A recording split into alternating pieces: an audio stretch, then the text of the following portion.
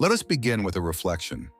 Perhaps you too have navigated more than one marriage, weathering storms of both a personal and public nature, and now wonder if a profound intellectual companionship is worth seeking once more. Perhaps you are reconciling the ideals you held in your youth with the complex realities a long life has presented. Perhaps you are contemplating how profound disillusionment, not merely with people but with the very course of history, reshapes what one seeks in a partner.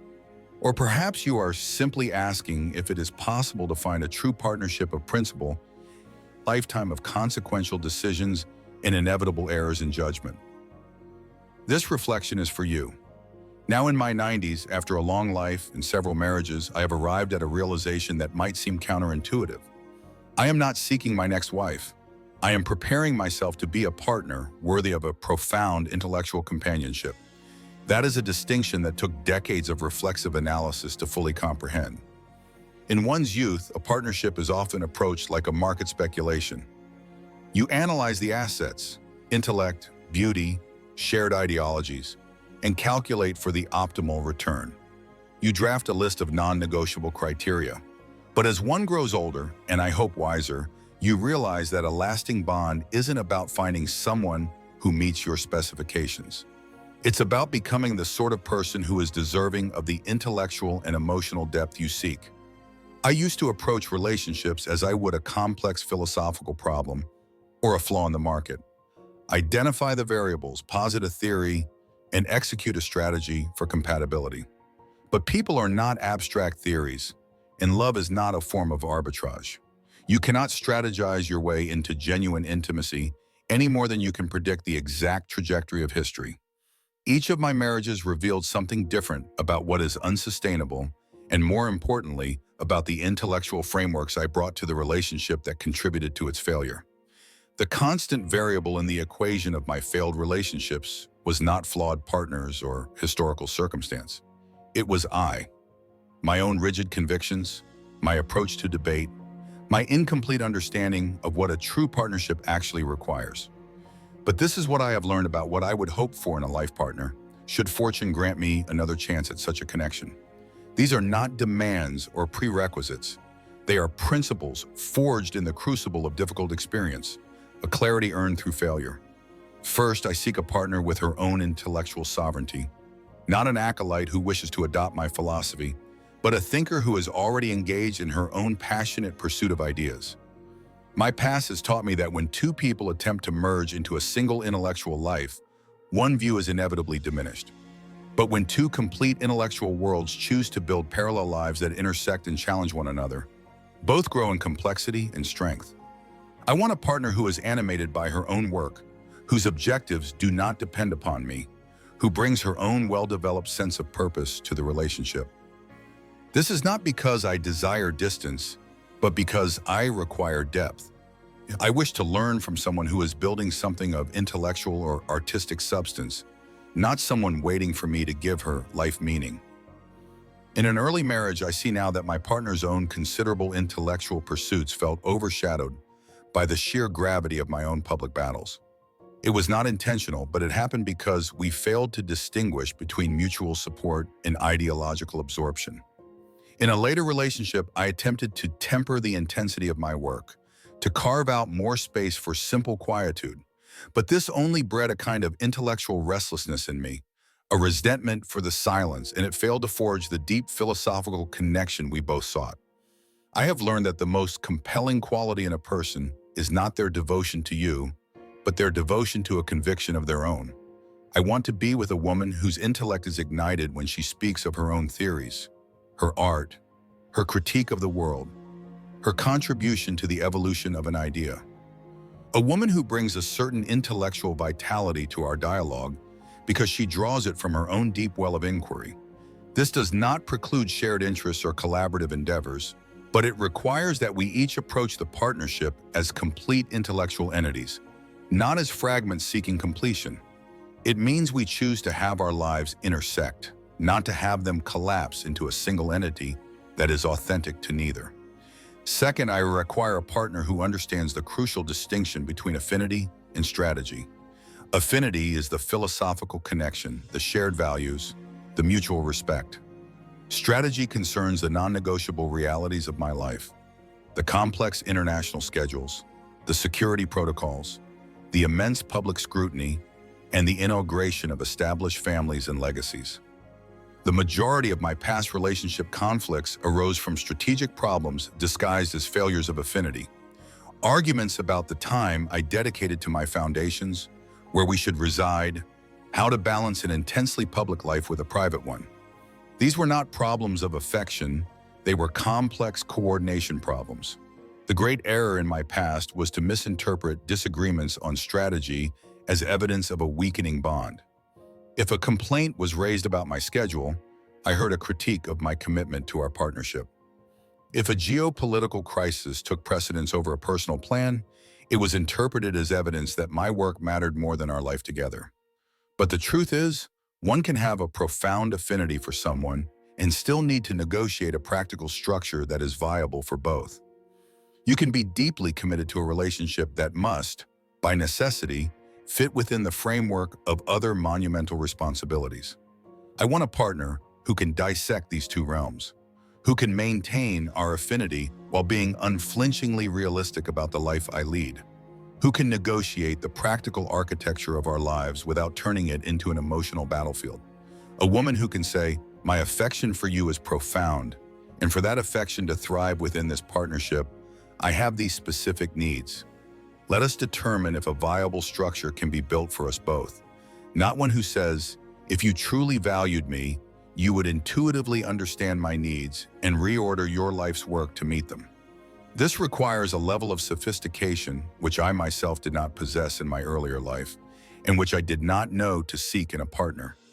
It is the difference between a romantic ideal and a mature philosophy of partnership. The romantic ideal posits that affinity should be sufficient to resolve all strategic problems. A mature philosophy understands that affinity is the foundation, but a sound, mutually agreed upon structure must still be built upon it. Third, I am looking for a maturity of spirit that is consonant with my own stage in life. At my age, I have a long and rigorously examined understanding of who I am, my strengths and my fallibilities, my intellectual patterns and my triggers, my non-negotiable principles and my areas of flexibility. I need a partner who has undertaken a similar process of self-reflection. I have no desire to be the subject of someone's personal development, nor do I wish to make them mine. I want a partnership between two adults who have already learned to manage their own emotional states, to articulate their needs with clarity, and to take full responsibility for their own contentment. This means a woman who can engage in difficult, high-stakes conversations without resorting to ad hominem attacks. Someone who can express disappointment with a decision or an outcome without manufacturing a crisis. Someone who can approach conflict as a strategic problem to be solved, not as emotional warfare to be won. It means a woman who does not require me to ratify her sense of self-worth, does not expect me to resolve her insecurities, and does not view our relationship as a crucible in which to heal the wounds of her past. Fourth, I require a partner who can withstand relentless public assault without losing her own intellectual and moral center. To be with me is to be placed in the crosshairs of ideological warfare.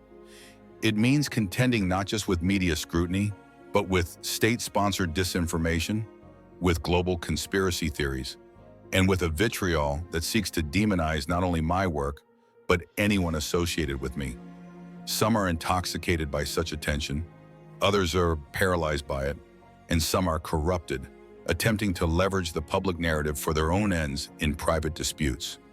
None of these reactions can sustain a genuine intimacy. When your partnership becomes a public relations strategy to counter political attacks, it ceases to be a genuine human connection and becomes an exercise in crisis management. I need a partner who understands that our relationship exists in a private sphere of truth, distinct from the public theater of falsehoods. Someone who can maintain impenetrable boundaries against the noise. A woman who can say, "I am not concerned with the narrative they are writing about us. I am concerned with the reality we are building together."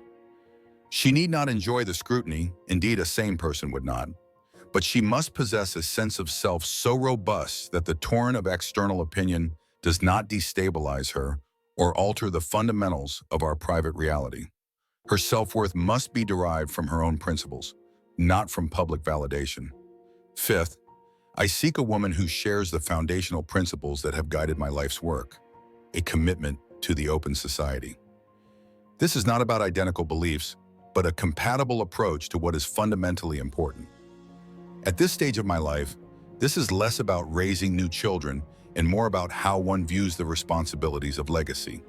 It means understanding that one's family, children and grandchildren, are not possessions, but individuals who must be equipped with the tools of critical thought to navigate a complex and often hostile world. It requires a deep-seated ethical framework. I do not require adherence to a specific doctrine, but I need a partner who recognizes that a life well lived is guided by a moral philosophy, a sense that we are accountable to something larger than our own self-interest, be it reason, justice, or the judgment of history, and crucially, someone who shares my conviction about the future, who believes that our purpose is not merely to exist, but to challenge fallible orthodoxies and be an agent of incremental positive change. A partner in the work of problem solving, not a passive consumer of the world as it is. Sixth, the partnership must be, at its core, an intellectual one. I need someone with whom I can discuss ideas, not merely the logistics of our lives. A partner who challenges my hypotheses, offers alternative frameworks, and brings her own formidable insights to our conversations on complex problems. I do not need a partner who agrees with my conclusions, but I require one who rigorously examines her own premises and mine, one who reads not just for pleasure but for understanding, who remains relentlessly curious about the complex systems that govern our world, and who believes that fallibility is the starting point of all knowledge. She must be a woman who can hold her own in a vigorous debate with the thinkers, policymakers, and dissidents who populate my world, contributing her own reasoned insights on markets, political philosophy, and the course of civilization. This has little to do with formal credentials and everything to do with a disposition of mind, an innate curiosity, a commitment to critical inquiry, and the capacity to grapple with profoundly complex ideas. Seventh, I need a partner who can respect the complex architecture of my family, which spans generations and continents. My children are adults with their own lives and their own histories with their mothers. These histories must be honored. I need a partner who can offer warmth and wisdom to my family without attempting to rewrite its past or insert herself into established dynamics. Someone who can be a positive presence without competing for a title or a position within the family structure. This is one of the most delicate aspects of entering a life with a long and complicated past. The balance requires immense emotional intelligence and a profound sense of security. The best partners in such situations do not seek to replace anyone. They create their own unique role that complements the existing family structure rather than competing with it. They support the children's relationships with their biological parents rather than feeling threatened by them. She must possess the wisdom to understand that affection within a family is not a finite resource to be competed for. This also means navigating the immense complexities of a family legacy that involves foundations, trusts, and sometimes the lingering tensions of past divorces settled long ago. It requires a woman who can observe these dynamics with grace, without adding to the complexity or making it a referendum on her own needs for control or validation. Eighth, I look for a woman who has mastered the art of solitude and finds it not merely tolerable, but restorative and intellectually productive. My life involves extensive travel and, more importantly, periods of intense intellectual retreat, which are necessary for reflection and the formulation of strategy. I require a partner who does not interpret this need for space as a rejection, but as an essential part of my process. Someone who has her own rich inner life and relationships that sustain her when I am unavailable.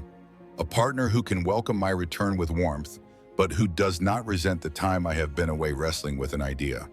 She must understand that autonomy does not threaten a partnership. It strengthens it. Ninth, I need a woman who can match my intellectual vigor, not attempt to temper it. I am animated by the flux of markets and ideas. I am energized by conceptual breakthroughs, frustrated by flawed arguments, and drawn to systemic challenges that would appear intractable to most. I have no use for a partner who constantly advises me to relax, slow down, or seek balance. I seek a partner who finds this relentless intellectual engagement attractive, not exhausting. Someone who is energized by proximity to a mind that is always grappling with fundamental problems. Someone who might say, not, "I love watching you solve problems," but rather, "I find it exhilarating to witness the formulation of your argument."